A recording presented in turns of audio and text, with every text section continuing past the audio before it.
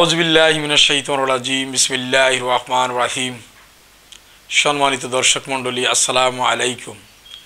আমাদের আজকের আলোচনার বিষয় হলো বিনা তেলে রান্না করা তরকারি আমরা কেন খাবো এবং বিনা তেলে রান্না করার পদ্ধতি।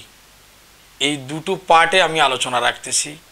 আসলে তেল মানুষের শরীরের জন্য উপকারী, কিন্তু মানুষ যখন সেডেন্টারি লাইফ লিড করে, পরিশ্রম কম করে, ঘরে বসে থাকে অথবা টেবিল ওয়ার্ক করে, তখন এই তেলগুলো মানুষের শরীরে উপকারের সাথে ক্ষতির কারণ হয়ে দাঁড়ায়।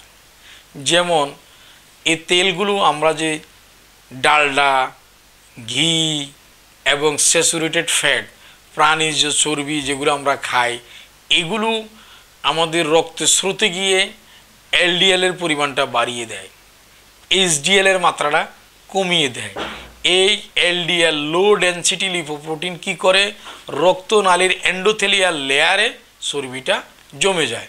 এন্ডোথেলিয়াল লেয়ারে যখন চর্বি জমে যায় তখন এই চর্বিতে অক্সিডেশন হয়। অক্সিডেশন হয় মানে রক্তনালীর প্রাচীরে অ্যাথ্রোমা ফরমেশন করে, যেই পদ্ধতিটাকে বলা হয় অ্যাথ্রোস্ক্লেরোসিস, অর্থাৎ অনসেট অফ হার্ট ব্লকেজ। এই হার্ট ব্লকেজের যাত্রা এখান থেকে শুরু। এই জন্যই এলডিএলকে বলা হয় শত্রু কোলেস্টেরল। আর এই শত্রু কোলেস্টেরলটা আমাদের বডিতে দুইভাবে আসে, একটু লিভার প্রোডাকশন করে আর একটু আমরা বাহির থেকে ইনটেক করি। এই শত্রু কোলেস্টেরলটা আমাদেরকে হার্ট ডিজিজের রিস্ক বহুগুণে বৃদ্ধি করে দেয় এবং রক্তের মাঝে এটা বৃদ্ধি পাওয়ার কারণে আমাদের প্রেশার বাড়ে। শুধু তাই নয়, ডায়াবেটিসের ঝুঁকি বহুগুণে বেড়ে যায়, কারণ এই চর্বিটা প্যানক্রিয়াসের আইলেটস অফ ল্যাঙ্গারহ্যান্সে জমে বিটা কোষকে ইনসুলিন উৎপাদনে বাধাগ্রস্ত করে। এই জন্যই এই তেলগুলো আমাদের জন্য অনেকটা ক্ষতিকারক যারা রোগী। আর যারা শারীরিক পরিশ্রম করে তাদের জন্য খুব একটা সমস্যা নয়। এখন আমরা বলবো এই তেলগুলোর আর কি সমস্যা। এই তেলগুলো মূলত স্যাচুরেটেড ফ্যাট, ব্রেনের রক্তনালীতে জমে গিয়ে ব্রেন স্ট্রোক হয়। ব্রেনের কতগুলো রক্তনালী আছে, যেমন internal carotid artery, external carotid artery.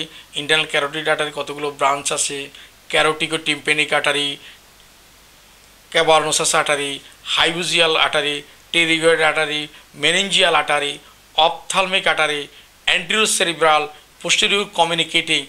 এছাড়া রক্তনালীগুলো আমাদের মাজা থেকে পায়ের দিকে যে চলে গেছে, ফিমোরাল আর্টারি, পপলিটিয়াল আর্টারি, এগুলো ব্লক হয়ে যায় এই স্যাচুরেটেড ফ্যাটের কারণে।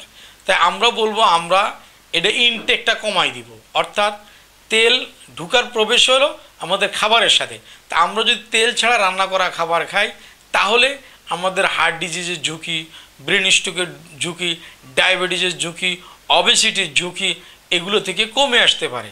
এই জন্য আমাদের তেল ছাড়া রান্না করা খাবারের প্র্যাকটিস করা উচিত। তাছাড়া এই আমরা যে ছোট মাছ খাই, সামুদ্রিক মাছ খাই, এই মাছে রয়েছে ওমেগা 3। এই ওমেগা 3টা মূলত যদি অতিমাত্রা ভাজি করা হয় তখন এই ওমেগা 3-র কোয়ালিটি, ক্যাপাসিটি, ক্যাপাবিলিটি এটা ডেস্ট্রয় হয়। এই জন্য আমরা শাকসবজিতে যেগুলো আছে, শাকসবজিতে কিছু ওমেগা 3 আছে, সেগুলো ওমেগা 3কে বিনাশ করে দেয় এবং অতিমাত্রা তাপে ভিটামিন সি এর গুণাগুণ নষ্ট হয়। এই জন্য আমরা ভাজা পোড়া ছাড়া, তেল ছাড়া রান্নার উপদেশ দিচ্ছি। এখন আমি বলবো তেল ছাড়া কিভাবে রান্না করতে হয়। ধরুন আমরা ইলিশ মাছ, পটল, টমেটো দিয়ে রান্না করব, তাহলে আমরা এর সাথে কি দিব? মশলা, হলুদের গুঁড়া, জিরার গুঁড়া, লম্ব গুঁড়া, এগুলো, এই গুঁড়াগুলো এবং আমরা একত্রে বা মশলা বাটা, পেঁয়াজ বাটা, রসুন বাটা, এগুলোকে আমরা একত্র করে ইলিশ মাছ, টমেটো, গাজর, শসা যেটাই তরকারি করি না কেন এর সাথে আমরা মিক্সার করব। মিক্সার করার পরে আমরা দুইটা চুলায় দুইটা কড়াই দেব, একটাতে খালি রাখবো আর একটাতে গরম পানি ফুটতে থাকবে। ঠান্ডা পানি যখন এটা ফুটে শুরু হবে তখন এটা আমাদের ব্যবহারের উপযোগী হবে। এখন যে খালি কড়াইতে আমরা ইলিশ মাছ, পটল, টমেটো সহ যেটা আছে মশলা মিক্সার করা, আমরা এটা রেখে দিব। এটা রেখে দেওয়ার কারণে আস্তে আস্তে নিবু নিবু আগুনে যখন এটা রাখবো তখন ইলিশ মাছের থেকে পানি, তরকারির পানি বেরিয়ে আসবে। বেরিয়ে আসলে মশলাগুলো ওই ফাঁকা ফাঁকা জায়গায় ঢুকে যাবে। মশলাগুলো যখন ঢুকে যাবে তখন এটা স্বাদ বৃদ্ধি পাবে এবং ধীরে ধীরে নিবু নিবু আগুনে পানিটা শুকাতে থাকবে, মাছটা সিদ্ধ হতে থাকবে, তরকারি সিদ্ধ হতে থাকবে। এটা এক পর্যায়ে অত্যন্ত সুস্বাদু হবে, মজাদার হবে, খাদ্যের গুণাগুণটা অটুট থাকবে। অনেকেই মনে করেন যে এভাবে তেল ছাড়া রান্না করা খাবার খেলে আসলে 3 বেলাতে অনেক কষ্ট হয়ে যাবে অথবা স্বাদ হবে না। আসলে স্বাদ তেলের উপরে নির্ভর করে না, স্বাদ নির্ভর করে মশলাপাতির উপরে। মশলার সাথে তরকারি এবং টেম্পারেচার যে কম্বাইনেশনটা, এইটার উপরে স্বাদ নির্ভর করে। আমরা কিছু খাবারের নাম বলবো যে খাবারগুলো রান্না করতে আদৌ তেলের প্রয়োজন না। আসলে আমাদের দেশে তেল নির্ভর খাবার অভ্যাস গড়ে উঠছে, 50 বছর আগে এগুলো ছিল না। আমি কতগুলো খাবারের কথা বলবো, যেমন পটলের যে চামড়াটা যেটা আমরা ফেলে দিই, এই পটলের চামড়াটা রক্তে হিমোগ্লোবিনের মাত্রা বাড়ায় এবং ঘুম বৃদ্ধি করে, ব্রেন ঠান্ডা রাখে। আমরা যদি পটলের চামড়াটা কুচি করে কেটে আমরা ভর্তা তৈরি করি, কাঁচামরিচ, ধনিয়া অথবা বিলাতি ধনিয়া দিয়ে আমরা ভর্তা তৈরি করি, তাহলে কিন্তু অপূর্ব স্বাদ হবে। এখানে তেলের কোনো প্রয়োজন হবে না। আর হলো মিষ্টি লাউ অথবা কদু লাউ, যেটা এটা চামড়াগুলো দিয়ে আমরা একটুখানি আমরা তাওয়ার মধ্যে একটুখানি গরম করে আমরা যদি কাঁচামরিচ, পেঁয়াজ, রসুন দিয়ে এটা ভর্তা করি তো অপূর্ব স্বাদ হবে। এটাতে কোনো তেলের প্রয়োজন হবে না। আমরা ধনিয়া এবং শুটকি দিয়ে যদি ভর্তা তৈরি করি, এখানেও তেলের প্রয়োজন হবে না। আমরা চাল তার টক রান্না করতে পারি।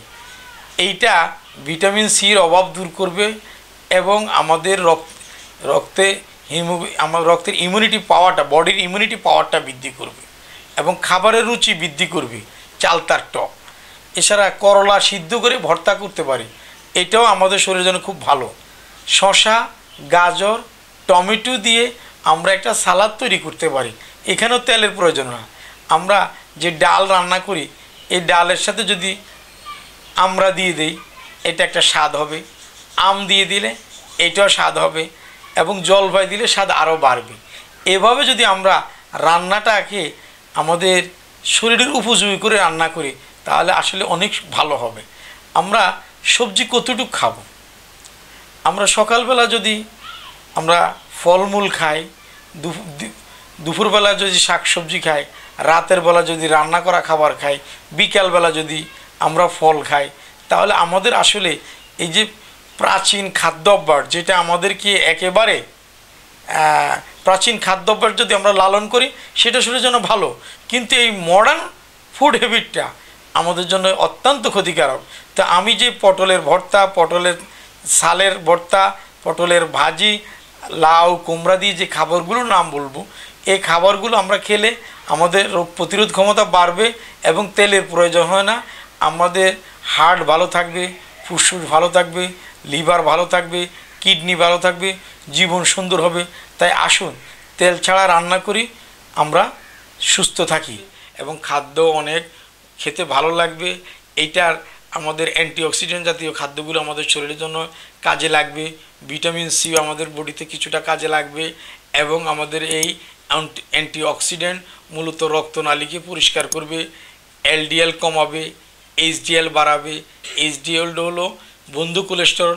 এই বন্ধু কোলেস্টেরল কী করে?